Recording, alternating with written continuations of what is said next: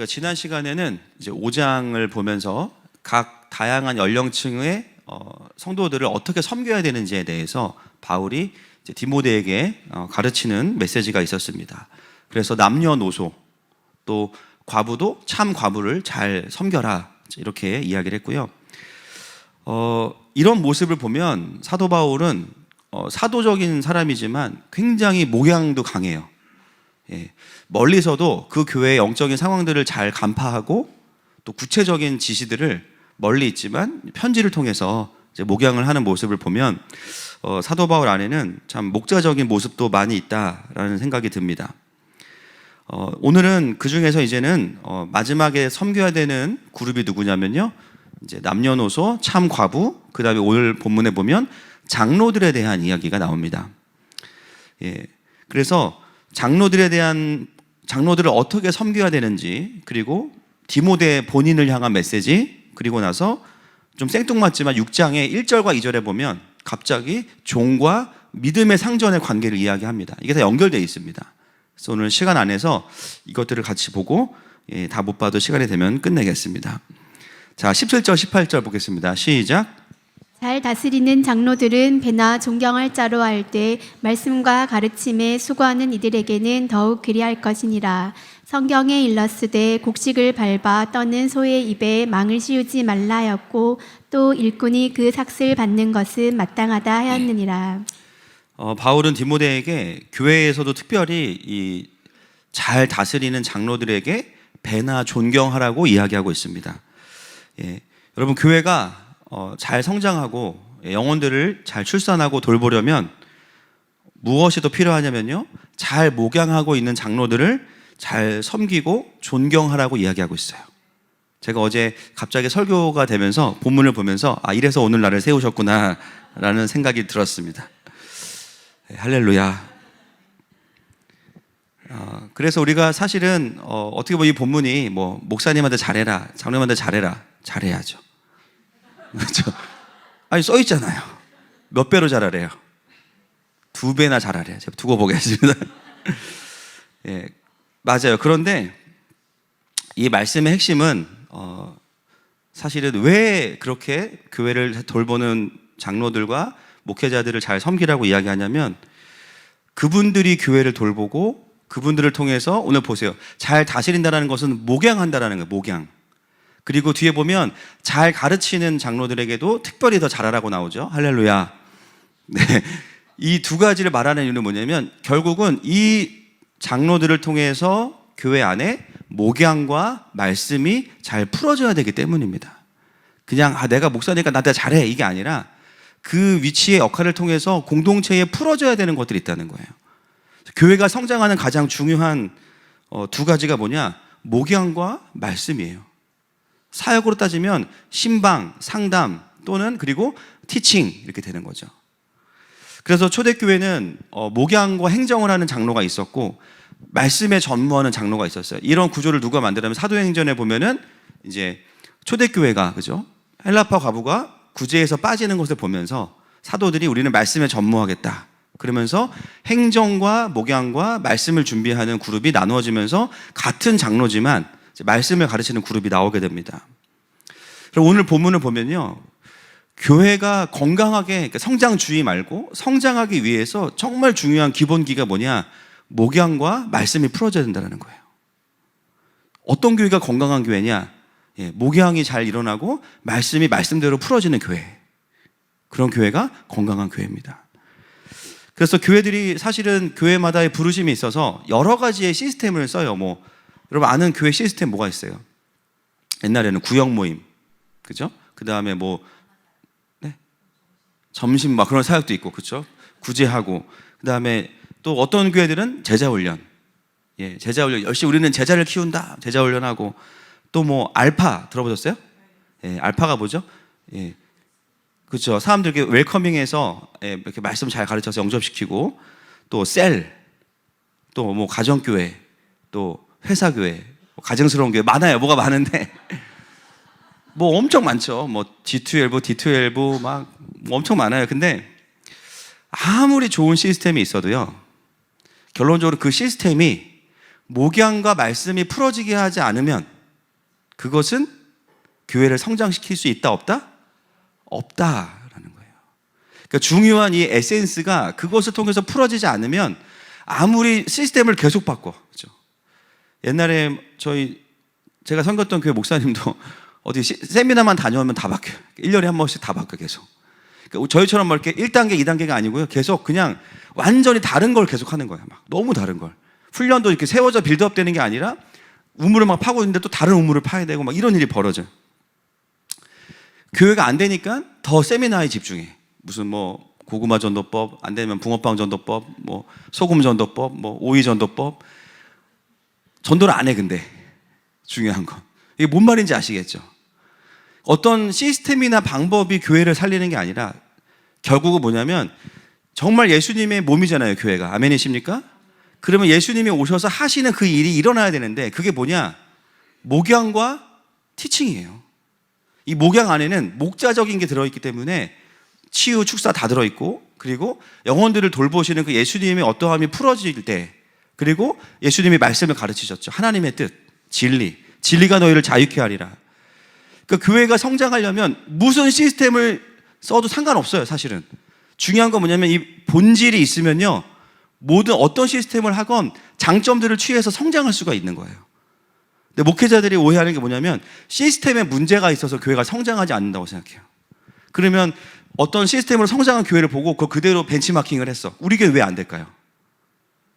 똑같이 했어. 왜 안 될까요? 기본기가 안 됐기 때문이에요. 기본적으로 교회 안에 목양이 안 풀어져 있고 말씀이 안 풀어져 있으니까 어떤 시스템을 가지고 와도 안 되는 겁니다. 반면에 교회의 기본기가 탄탄하면 뭘 해도 됩니다. 아멘이십니까? 여러분 운동 잘하는 사람들 보잖아요. 기본 운동 신경이 있으면 무슨 종목을 해도 다 잘해요. 저희 교회 운동 천재 한 명 있습니다. 최영수 목사님. 네. 무슨 운동을 해도 다 잘하고 다 멋있어. 제가 슛 쏘면 멋이 없는데 최 목사님이 슛 쏘면 되게 멋있어. 무슨 차이일까? 물론 기록지의 차이도 있겠지만 기본적으로 운동에 타고난 몸을 갖고 있는 사람들은 무슨 운동을 해도 잘 돼요. 그것처럼 교회도 마찬가지예요. 교회마다 부르심은 다르지만 기본기는 똑같아요. 목양과 말씀이 풀어져야 됩니다. 그래서 단순히 오늘 본문은 장로님들한테 뭐 잘해, 물론 여러분 명절 때 꼭 사과 한 박씩 드리세요. 그렇죠? 이런 것도 있지만 그러나 그 근본적인 의도가 뭐냐면 교회 안에 목양과 말씀이 풀어지기 위해서 그렇게 해낸다는 거예요.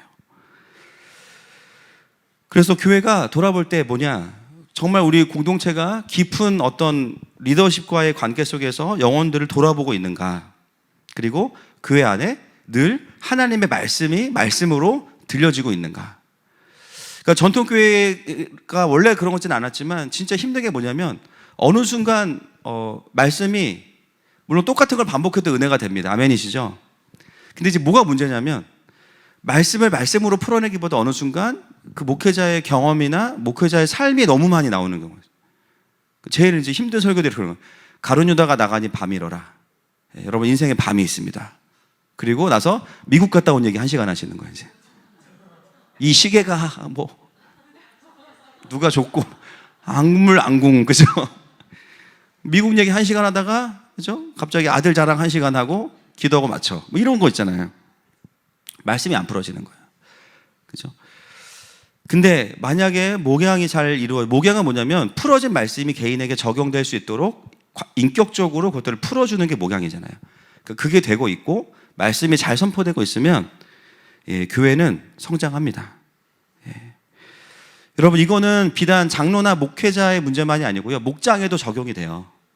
우리 목장이 성장하는 중요한 2가지 에센스가 이거예요. 깊은 나눔이 되고 있는가, 일단. 네, 깊은. 그러니까 어떤 목장은 보면 진짜 집에 너무 안 가, 진짜. 헌금 2배로 내세요. 너무 전기세 2배로 나와. 11시까지 불 켜져 있고 막. 근데 여러분, 근데 나눔의 깊은 건 좋은데 거기에 말씀을 안 나누면 또 안 돼요, 또. 그죠? 그러면 이게 뭐가 돼요? 그냥 정말 좋은, 그냥 펠로우십만 있는 교회가 목장이 되고 말씀이 또 풀어져야 돼요. 목장 리더는 2가지 기준이 항상 있어야 돼요. 깊은 삶의 나눔이 있는가? 그것이 되려면 뭔가를 나누었을 때 갑자기 누가 막 티칭을 하거나, 여러분 목장은 티칭하는 시간이 아니에요. 아멘이시죠? 예, 목장은 아유 집사님 틀렸 이렇게 하지 마시고 아무리 틀렸어 그냥 들어주세요 일단. 예, 지난주에 누구냐 서계장이 그 소동이 일어난 데메드리오 소동에서 들어준 것처럼 들어주시고 그 사람이 하나님 앞에 설 수 있도록 도와주는 게 목장이지. 또 가르칠 때 보면 말씀으로 가르치는 게 아니라 자기 삶을 가지고 가르쳐. 나도 그랬어. 막 어쩌라고. 그런 얘기를 하는 시간이 아니라고. 그러면서 막 얘기하면 우리 집도 그런데 내 얘기를 또 2시간에 막 어느 순간 이 사람 차례에서 내 차례가 됐고 다음 넘으면 또 내 차례가 되고 그 목장이 하루 종일 내 얘기만 했네? 치유축사 받아야 됩니다 그분. 그러면 친하지만 또 성장은 안 되는 거예요. 반대로 어떤 목장이 있냐면요 너무 삶을 안 나누고 모여서 목장 리더는 사회자야. 자 오늘 은혜 받은 거 얘기하세요. 시작. 그때 분위기 서로 1번 안 하려고 서로 째려봐. 막 네가 해. 결국은 힘없는 남편이 합니다. 그러다가 말 잘못해서 집에 가다가 부부싸움하고. 서로 관계가 안 돼 있는데 또 말씀만 나눈다고 하지만 사실 그것도 이상한 거예요. 결국은 하나의 교회가 성장하기 위해서는 깊은 관계 안에 말씀이 풀어져야 된다는 거예요. 여러분 하늘마음 교회와 우리 모든 목장들이 정말 건강하게 성장하길 축복합니다. 그래서 저희 교회가 10년 동안 지나온 시간을 보면요 결국은 이 2가지가 계속 우리 안에서 하나님께서 이걸 풀어주신 거예요. 압구정에 있을 때 그때 한 20-30명 모일 때 정말 누가 봐도 정말 이단 같고 젊은 선교단체 같은 느낌이었는데 분당에 오면서 하나님께서 장로님들과 권사님들을 보내셔가지고 그렇죠? 엄마 밥도 먹으면서 그러면서 교회가 정서적으로 풀어지고 또 섬기시는 장로님들을 보면서 또 목양이 이루어나는 걸 보면서 그리고 또 예배 가운데 하나님의 말씀이 정말 모두가 표적설교예요. 할렐루야. 여러분 제가 말씀드리지만 예배가 표적설교가 안 되면 그건 문제가 있는 거라고 했어요. 예배는 반드시 표적설교가 돼야 돼요. 그래서 항상 예배 끝나면 싸워야 돼. 오늘 설교는 나를 향한 설교야. 아니야 나를 향한 설교야. 내 거야 싸워야 돼요. 할렐루야. 안 싸우면 그게 문제 있는 겁니다. 예배를 드렸는데 하나님 음성이 안 들린 거예요 그러면. 그래서 표적설교는 좋은 거예요. 아멘이시죠? 그래서 말씀을 들을 때 자기의 것으로 들려지는 시간들이 있었기 때문에 교회가 성장해 온 것입니다. 자 17절 하나가 지금 거의 끝날 때가 다 됐어. 자 18절 보겠습니다. 시작. 성경에 일렀으되 곡식을 밟아 떠는 소의 입에 망을 씌우지 말라 하였고 또 일꾼이 그 삭슬 받는 것은 마땅하다 하였느니라. 여러분 이게 어떤 의미입니까? 이 장로님들을 섬기라고 말하면서 그 소의 입에 망을 씌우지 말래요. 근데 이 소가 어떤 소예요 지금? 곡식을 밟아 떠는 소예요. 그러니까 곡식을 만드는 소인데 입에 망을 씌운다는 건 왜 망을 씌우겠어요? 먹지 말라는 거예요. 너는 곡식을 만들지만 너는 먹지 마. 그러면 소가 이걸 결국엔 힘이 빠진다 안 빠진다? 네, 엄청 빠지죠. 그래서 먼저 소가 일을 하게 하려면 뭐부터 해야 돼요? 소를 배불리 먹여야 됩니다. 그런데 여러분 이 소를 배불리 먹인다는 것을 교회를 섬기는 리더들에게 적용할 때 우리가 어떻게 적용할 수 있냐? 무조건 뭐 장로님 만날 때마다 500원씩 드려요? 뭐 아니면 뭐 사례를 막 1년에 2배씩 올립니까? 할렐루야. 갑자기 힘이 나요. 그렇죠? 물질적인 부분, 리더들의 삶을 돌아봐주는 부분 너무 중요한데요. 여러분 목회자, 그러니까 이 목회자는 것이 꼭 목사, 전도사만을 말하는 게 아니라 영혼을 돌보는 모든 분들을 제가 좀 같이 아울러서 적용한다면 영혼을 돌보는 목자의 기쁨은 뭘까요? 돈입니까? 영혼들이 살아나는 거예요. 저는 이 본문을 읽을 때마다 그렇게 내가 사례를 많이 받아야지 그런 생각이 안 하는 건 아닌데 그 생각보다 무슨 생각이 드냐면 정말 내가 지금 기쁨 가운데 목회를 하고 있나? 내가 이 삶을 지속하게 만드는 그 곡식이 나에게 들어온다는 그것은 결국은 하나님의 일하심을 보고 내가 은혜를 받고 영혼들이 살아나는 걸 보는 건데 지금 내가 그 기쁨으로 계속해서 이 일을 하고 있나? 그 생각을 하게 돼요. 여러분 영혼들을 돌보는 사람들은요 사실 대가를 바라지 않아요. 그렇죠? 우리의 목표는 물론 하나님이 이제 섭섭지 않게 챙겨주세요. 할렐루야. 그러나 그걸 바라고 하는 게 아니잖아요. 그렇죠? 여러분, 전도하는 분들 보면은 정말 비효율적이에요. 본인이 가서 선물 사주고 밥 사주고 기다리고, 내가 세상에서 만나서 너 같은 거한테 내가 전화할 일이 없어 내가. 그러나 주님이 부르셨으니까 내가 이 인간을 내가 내 인간적인 마음으로 내가 싫어할 수 있지만, 나랑 정말 안 맞지만 하나님이 구원하라고 하셨기 때문에 내가 손해보고 기다리고 투자하는 거예요. 그렇게 2년 3년 해가지고 교회 한 번 왔어. 그날 난 빵 터져. 그리고 또 안 와, 이 인간은. 그러니까 이거는 진짜 비효율적인 거거든요. 근데 그걸 하는 이유가 뭐냐고. 하는 이유가 그 영혼을 향한 하나님의 마음을 내가 받아내고 있고, 그렇게 해서 한 영혼이 주님께 돌아와서 구원받을 때 지난 모든 수고가 그냥 한 큐에 사라지는 거예요. 그게 영적인 영혼들을 돌보는 목자들이 누리는 기쁨이에요. 요즘에 목회자들의 이중직 얘기 진짜 많이 하지만 그건 누구도 판단할 수 있는 게 아닙니다. 어떤 분들은요, 안정적인 삶을 살고 싶고 돈을 많이 벌고 싶어서 목회를 그냥 대충 하면서 이중직을 하는 분도 있지만, 어떤 분들은 목회를 지속하고 싶어서 하는 분들도 있어요. 교회가 어려우니까. 그런 분들 응원합니다. 제가 이번 주가 아니고 오늘인데 어떤 분과 이제 카톡으로 대화하다가 알게 된 사실이 있어요. 저는 완전히 잊고 있었던 일인데, 뭐냐면 이게 10년 전 일이니까 얘기해도 될 것 같아요. 저희 교회가 이제 세워질 때 원래 있었던 이제 5 공동체를 중심으로 한 또 청년들이 좀 있었던 일깨우는 교회가 있었는데요. 제가 그 교회에 사실은 뭐 부임한 것도 아니고, 그 교회에 뭐 초청을 받은 것도 아니고, 그 교회 목사님이 제가 이제 개척하려고 나왔기 때문에 사무실이 없으니까 본인 옆자리에 와서 있으라고 계속 말을 시켜가지고 준비를 못했어요, 제가 개척을. 그래서 이제 같이 사무실에 있으면서 한 몇 개월 동안 예배를 드리다가 이제 공동체에 어떤 어려움이 생긴 거예요, 재정적인 부분에 있어서. 성도들이 뭘 잘못한 건 아니고, 그때 제가 이제 하나님께서 이제는 저에게 좀 그동안 준비했으니까 나의 어떤 목회를 하라고 하시나 보다, 이제 그런 마음을 가지고 있었는데, 그때 저는 사실 지금도 기억이 안 나거든요. 근데 이제 그분이 말씀해 주셨는데, 그때 저한테 한 150명 되는 교회에서 청빙제의가 들어왔대요. 저는 근데 기억이 안 나요, 사실은. 근데 그때 저는 그 교회에 뭐 인벌브된 사람도 아니고 저를 뭐 청빙한 상황도 아니고 그랬는데, 그때 제가 그분한테 그런 말 했대요. 제가 양을 두고 어디 가냐, 양들을 두고 어디 가냐. 여러분, 저도 멀쩡할 때가 있어요. 제 인생에 내가 진짜 돈이 없지 가오가 없냐 이런 말 할 때, 이럴 때 그분이 그거를 기억하고 있대. 양들을 두고 어디 가냐. 근데 이분들은 나를 환영하고 있지 않아, 아직은. 근데 그때 제가 아마 그런 마음이었던 것 같아요. 기도를 많이 하진 않았지만 150명 되고 건물에 있는 교회는 누가 와도 와서 해 나갈 수 있어요, 제가 봤을 때. 근데 지금 그 공동체 상황은 사실 쉽지 않아요. 지금 공동체가 해산되냐 아니냐, 이제 그 상황이거든요. 근데 저를 뭐 목회자로 불러준 것도 아니고 그냥 옆에서 같이 예배를 같이 몇 번 인도했을 뿐인데, 이 공동체가 무너지면 이거는 진짜 답이 없겠다. 만약에 공동체가 흩어지더라도 내가 마지막에 문 닫고 나가야겠다 생각을 했던 거예요. 여러분, 저만 그런 게 아닙니다. 기본적으로 모든 목사들은, 모든 영혼을 돌보는 사람들은 가장 큰 기쁨이 뭐겠어요? 영혼들이 살아나는 거예요.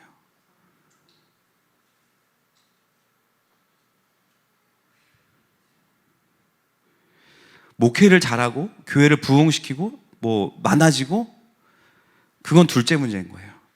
제일 중요한 게 뭘까요? 주님이 양들을 맡기신 거잖아요. 근데 그냥 약이요? 어린 양을 먹이래요. 어른 양도 잃어버리면 2시간 후에 변사체로 발견되는데, 어린 양은 30분도 못 견뎌서 잡아먹힙니다. 네, 어린 양을 먹이라. 영혼을, 우리도 그런 양으로서 구원받은 자들이지만, 그러나 우리가 어느 순간 양들을 돌보는 목자의 삶을 살기 시작하면 기본적으로 탑재되는 것이 뭐냐면요, 목자의 마음인 거예요. 그래서 목자의 마음을 가진 사람들에게 가장 큰 기쁨은 돈이 아닙니다. 안정적인 삶도 아니에요, 사실은.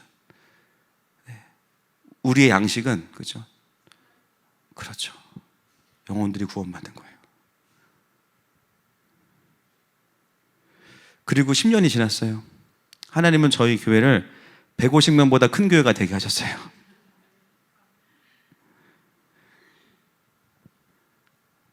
한 3만 명 되는 교회에서 1000명 왔으면 좋겠어요. 그리고 1년이 지나서 분당으로 왔는데 분당에 하나님께서 또 다른 영혼들을 준비하셨어요. 여러분, 저도 성도입니다. 그죠? 예. 저도 하늘마음교회 등록 성도인데 성도로서 교회에 바라는 것은 사실은 대단한 게 아니에요. 특히 우리 교회 성도들은 사실 우리 교회 다니려면 일단 무릎도 좋아야 되고, 도가니, 그렇죠? 은혜의 도가니가 있길 축복합니다. 무릎도 좋아. 아프면 안 돼. 못 와. 100살, 200살 되시지만 무릎은 건강할지어다. 뭐 화장실도 비 맞으면서 가야 되고 막. 성도들이 바라는 건 사실은 제가 보면 다른 게 아니에요. 그죠? 목양과 말씀이에요. 그냥 가장 기본적인 거. 그냥 하나님의 말씀을 말씀으로 전해주고, 그냥 목회자가 격려해주고, 하나님의 마음을 풀어주면 더 이상 바라는 게 없어. 근데 목자의 기쁨도 그거예요. 네. 여러분, 성도들이 저를 찾을 때는요, 상태가 좋을 때는 사실 무소식이 희소식입니다. 관심이 없는 게 아니고, 여러분 저에게 연락이 없으면 잘 지내시나 보다 생각하는 거죠.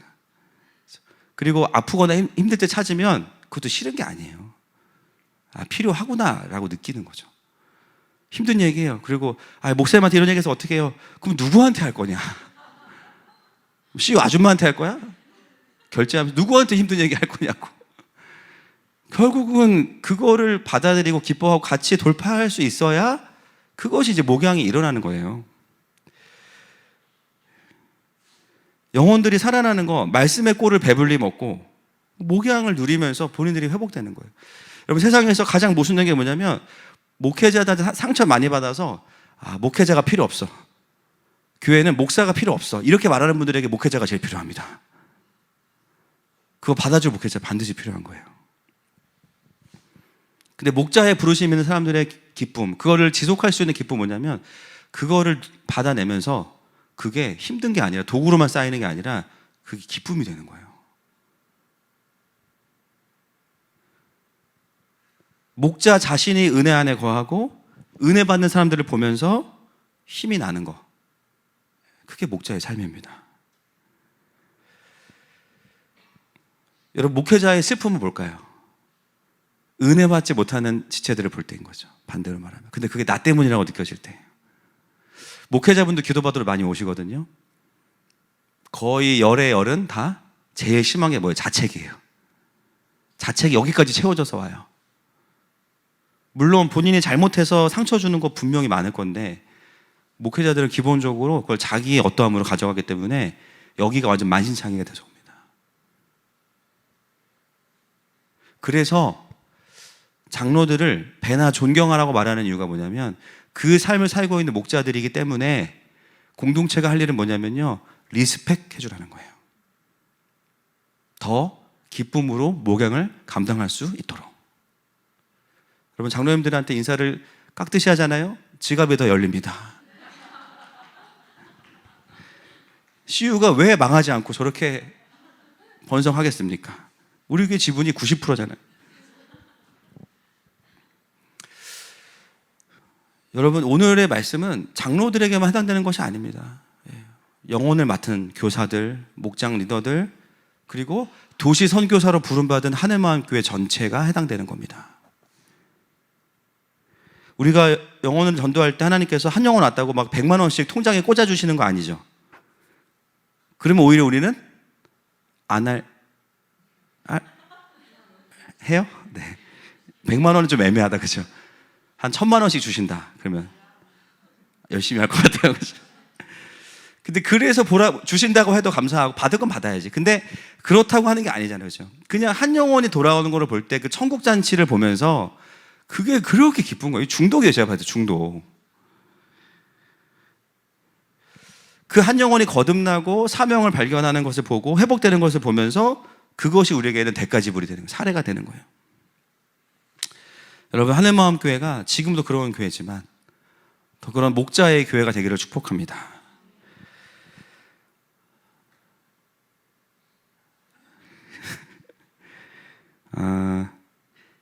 어떻게 할까요? 조금 한 7분만 더 할까요? 기도할까요?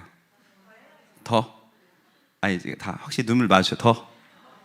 기도를 좀 줄이면 되잖아요, 그죠? 알겠어요. 그러면은 좀 뛰어넘어야겠다 대신에. 저희 5장 21절 22절 넘어가겠습니다. 시작. 하나님과 그리스도 예수와 택하심을 받은 천사들 앞에서 내가 엄히 명하노니 너는 편견이 없이 이것들을 지켜 아무 일도 불공평하게 하지 말며 아무에게나 경솔히 안수하지 말고 다른 사람의 죄에 간섭하지 말며 내 자신을 지켜 정결하게 하라. 자, 장로들에 대한 이야기를 하고 장로들의 징계에 대한 이야기도 했어요. 그리고 디모데에게 뭐라고 말하냐면 불공평하게 하지 말고 편견이 없이 하라는 거예요. 편견. 여러분, 편견이 없으려면 어떻게 해야 돼요? 아무 생각이 없어야 됩니까? 편견이 없으려면 하나님의 생각을 구하셔야 돼요. 그냥 나는 백지로 만날 거야. 불가능해. 일단 외모가 마음에 안 들어, 저 사람은. 내가 싫어했던 그 사람과 눈썹이 너무 닮았어. 이 싸움을 하지 마시고 편견이 없다는 것은 뭐냐면 하나님의 마음을 구하는 채로 사람들을 만나는 게 편견이 없는 거예요. 그러면서 불공평하게 하지 않는 방법도 하나님의 마음을 따라가면 불공평하게 안 하게 됩니다. 그래서 모두에게 공평하다? 우리는 못합니다. 5장 22절에 보면 아무에게나 경솔히 안수하지 말고, 이 본문 가지고 많은 분들이 안수기도를 함부로 하면 안 된다고 이야기해요. 제가 몇 번 말씀드리지만 안수기도는 함부로 하면 안 돼요. 맞아요. 그런데 이 본문은 안수기도를 함부로 하지 말라는 본문이 아니라는 거예요. 여러분, 지금 이 맥락이 뭐냐면 장로를 세우는 문제 이야기의 텍스트거든요. 콘텍스트가. 거기서 안수한다는 건 뭐냐면 임직을 말하는 거예요. 임직. 안수 집사 세우고 장로 세우는 거를 함부로 하지 말아라. 교회의 어른을 세우는, 교회의 아비를 세우는 그 자리는 쉬운 자리가 아니에요. 여러분, 그냥 성도로 다닐 때와 품어야 되는 자리에 오잖아요. 나의 연약함이 10배로 드러나요. 부목사로 섬길 때랑 담임 목사로 섬길 때랑요, 무슨 차이가 있냐? 나의 연약함이 20배로 드러나요. 전에는 가려졌어. 그리고 그냥 담임 목사님 뒤에 숨으면 돼. 근데 골키퍼가 되면요, 이거는 내가 안 되면 다 그냥 골 먹는 거야. 그러니까 내 연약함이 다 드러나. 결국은 장로가 된다는 거, 교회의 중직자가 된다는 것은 뭐냐면 그 안에 존재의 문제가 복음 때문에 많이 해결돼서 좋은 리더로 세워지고 있느냐, 이거거든요. 그러니까 교회 와서 헌금 좀 많이 한다고, 좀 액션 좀 많이 취한다고 바로 장로 세우고 안수집사 세우고 권사 세우지 말라는 거예요. 물론 그 중에는 빨리 임직을 받고 잘하는 분들도 있지만 존재가 해결이 안 돼가지고 오히려 리더십의 자리에 가서 대형 사고 치는 분들이 많다는 거죠. 그래서 경솔히 안수하지 말라고 이야기하는 거예요. 그리고 뭐라 그래요? 다른 사람의 죄에 간섭하지 말고 내 자신을 지켜서 정결하게 하라. 여러분, 다른 사람의 허물을 지적할 때 제일 먼저 해야 될 게 뭐죠? 내가 동일하지 않은지를 돌아보라고 말씀하시는데, 여러분, 대부분 날 돌아보면 어떻다? 내가 더하다. 손가락질 하기 전에 나한테 먼저 해봐요, 일단. 그럼 어떻게 되냐? 이 사람에게 무슨 말을 하고 싶었는데 내가 더한 걸 알게 되니까 어떻게 되냐면요, 말을 안 하게 돼요, 일단. 그거 뭐냐면 내 의에서 나가는 정죄인 가능성이 상당히 높아요. 근데 나도 회개하고 돌아봤는데 하나님이 주신 감동이 있다. 그러면 인격적으로 그 부분을 잘 소통할 수 있어야 되는 거예요. 그러니까 디모데가 담임 목회자이기 때문에, 연소하기 때문에 장로들과 어른들과 많은 사람들에게 권면을 해야 되거든요. 근데 그 권면할 때 그 뉘앙스가 뭐냐? 너가 너를 먼저 돌아보고 가서 이야기해. 그 사람 상처 안 받을 거야. 왜냐면 나도 사실은 자유롭지 않은 걸 내가 알기 때문에 그 사람에게 말하지만 정죄의 톤이 나가지 않는 거예요. 가슴이 아픈 거죠. 집사님 이 부분 하나님이 진짜 고치고 싶어 하시는 것 같은데 사실 저도 아직 안 돼요. 같이 기도해봐요. 저도 기도해 드릴게요. 이거랑 집사님 왜 그랬어요? 목장 리더가 그따위로 할 거예요? 지금 몇 명째예요? 이렇게 되면 안 되는 거예요. 내려놔 이렇게 하면 안 된다는 거예요. 그 하나님의 방법도 아니고 하나님의 마음도 아니라는 거예요. 여러분, 나이가 많고 적고의 문제가 아니라 결국은 존재의 문제입니다. 결국 그 존재 안에 성숙의 의미는 완벽함이 아니라 나도 미성숙하다는 걸 인정하는 게 성숙함이거든요. 그 톤이 있는 사람들은 센 말을 부드럽게 하는데 강력하게 사람을 바꾸고, 그게 안 되면 사람들을 쳐내는 삶을 사는 거죠. 이제 인생에서 넌 이래서 안 돼, 저래서 안 돼. 인생이 외로워.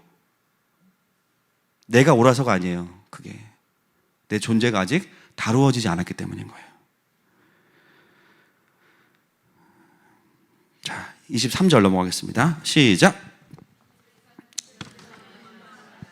내 위장과 자주 나는 병을 위하여는 포도주를 조금씩 쓰라. 또 이 본문이 또 나 정말 나 오늘 와인 사갈 거. 이게 이 통찰은 정말, 이런 통찰은 엄청난 분들, 센스티브한 분들이 있어요. 그죠? 평상시에 말씀이 안 들어오다가 자기의 어떠한 걸 이렇게 딱 보호해주는 말씀은 막 그냥 확확 들어와. 막 이거 막 써있잖아. 나 지금 위가 아픈 것 같아. 나 진로 마셔야 돼. 이런 분들이 있단 말이에요. 간이 아플지어다. 자, 그래서 여러분, 이 말씀이 뭐냐면, 사실 이제 다 아시겠지만 이게 그 포도주를 먹으라는 말이 그 말이 아니고, 이게 지금 뭐냐면, 여러분 지금은 위가 아프신 분들은 일본에서 나온 카비진이라는 양배추로 만든 약이 있어요. 그거 드세요. 네이버에 시키시면 일주일이면 옵니다. 그거 2알 드시면은 이 항염 효과가 있어서 좋아져요. 여러분, 오늘 이 본문은 제가 질문을 받은 게 뭐냐면, 어떤 분 누구랑 그런 얘기 했는지 모르겠는데, 목사님, 사도 바울이 죽은 유두고도 살렸고, 그죠? 그 그림자인가요? 잠깐 갑자기 헷갈리네. 바울의 그림자인가요? 아니면 손수건을 갖다 대면 막 낫는데, 자기 영적인 아들이라며. 근데 역류성 식도염을 못 고쳐주냐고. 지금 영적인 아들이면은 안 오더라도 거기서 멀리서 떨어져가지고 동일시 기도하면 되는 거 아니냐. 왜 치유 축사를 안 했고 안 가르쳐 줬냐 그러는 거예요. 허걱해서 그 질문 받는데, 제가 집에 가서 연락에 찾아봤어요, 이 배경을. 근데 여러분, 이게 뭐냐면, 그 당시에 포도주라는 것은 아시겠지만 진짜 약한, 말이 포도주지, 이게 사실은 포도즙에 가까워요. 왜 포도즙을 이스라엘 고대 근동 지역에서 먹었겠어요? 물이 귀하고 거지 같기 때문이에요.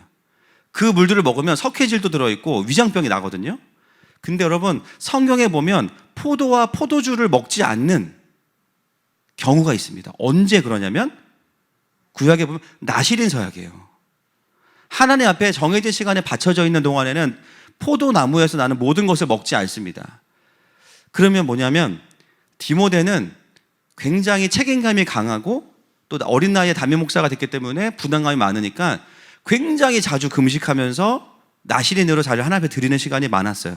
그 시간에는 뭘 못 먹냐면, 물로 먹는, 그 끓여가지고 정제돼서 그냥 먹어도 문제가 없는 포도즙을 먹지 못하고 몸에 해로운 물을 먹는. 그래서 원어에 보면 물만 마시지 말고라고 되어 있어요. 물만 마시지 말고. 예. 그래서 아무리 바울이 치유 수술을 해줘도 디모데가 계속 목회에 대한 부담감 때문에 금식하면서 좋지 않은 물을 계속 먹을 수밖에 없는, 물은 먹어야 되니까. 그래서 이 본문은 나실인 서약으로 이해를 해야만 풀리는 본문입니다. 뭐 술을 마음껏 먹어라라거나 뭐 2차까지는 괜찮다 이런 게 아니라, 몇 잔까지는 드시라니까. 드시고 천국 빨리 가시고, 그런 여지가 있는 본문이 아니라는 거예요. 치유 축사의 문제도 아니라는 거예요. 그래서 오히려 바울이 디모데를 어떻게 격려해요? 그런 부분들을 금식과 금욕주의로 가지 않도록 강력하게 불일 듯 안수하는 거예요. 할렐루야. 여러분, 돌파라는 것은 그런 것입니다. 머물고 후퇴하지 않고요, 돌파를 해야만 우리가 과거로 돌아가지 않는 거예요. 할렐루야. 강력한 하나님의 영광을 봐야만 도약할 수 있는 거예요. 그래서 먼 곳에서 바울은 에베소를 목회하는 디모데에게 그것을 이야기하고 있는 것이죠. 뒤에 나오는 종과 상전의 개념은 제가 다음에 기회 될 때 해드리도록 하겠습니다. 오늘 좀 같이 이제 기도하기 원합니다. 오늘 본문을 통해서 우리가 좀 보게 되는 것은 뭐냐면, 교회에 좋은 리더가 있어야, 그 좋은 리더는 완벽한 리더가 아니라 교회 안에 목양과 말씀이 풀어지는 구조를 지켜야 우리 모두가 산다는 거예요. 예수님이 우리의 목자시고 또 하나님의 백성들을 부르셔서 목자로 세우신 거예요. 그래서 우리는 영적인 리더들을 위해서 축복하고 존경하고 기도해야 됩니다. 그게 내가 사는 길입니다. 그리고 그것이 하나님과 나와의 관계를 흐트러뜨리지 않는 거예요. 때로는 사람이 사람을 섬기다 보니까 사람의 연약함을 보게 되고 실망할 때가 있죠. 여러분, 진짜 좋은 의미로 와서 나누시고 서로 축복하고 기도하고 풀어야 됩니다. 그게 사는 길이에요. 사단은 끊임없이 영적인 이 통로들을 연결하지 못하도록 방해할 거예요. 리더들을 계속해서 압박할 거예요. 그러나 서로가 날카로운 말을 한다고 해서 성장하는 것은 아닙니다. 여러분, 우리가 어떻게 성장했어요? 충성되지 못한 나를 하나님이 충성되게 여기셨기 때문에 우리가 섬길 수 있는 것입니다. 그래서 교회는 서로가 섬길 때 진짜 건강하고 성령 충만한 교회가 되는 것입니다. 시간 함께 이 찬양하면서 좀 기도했으면 좋겠습니다.